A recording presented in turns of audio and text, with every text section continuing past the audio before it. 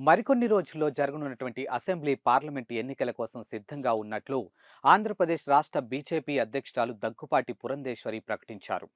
ఈ సందర్భంగా భీమవరంలో శంఖం ఊది ఎన్నికల శంఖారావం పూరించారు. అలాగే ఒకేసారి 25 పార్లమెంటు నియోజకవర్గ కార్యక్రమాలను వర్చువల్‌గా ప్రారంభించారు.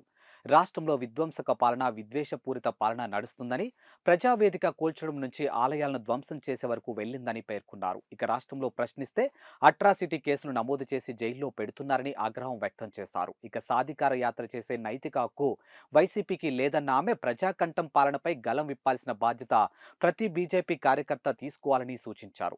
రాజధాని లేని రాష్ట్రంగా మార్చిన ఘనత జగన్ ప్రభుత్వానిదని ఎద్దేవా చేశారు. ఇక టీడీపీ పాలనలో పోలవరం ప్రాజెక్టు ఆలస్యమైందని, వైసీపీ ఏలుబడిలో రివర్స్ టెండరింగ్ వల్ల ప్రాజెక్టుకే దెబ్బతినిందని మండిపడ్డారు. బీజేపీలో వారసత్వ రాజకీయాలకు తావు లేదని, కష్టపడ్డ కార్యకర్తను గుర్తించే సంస్కృతి ఒక్క బీజేపీలోనే ఉందని అన్నారు.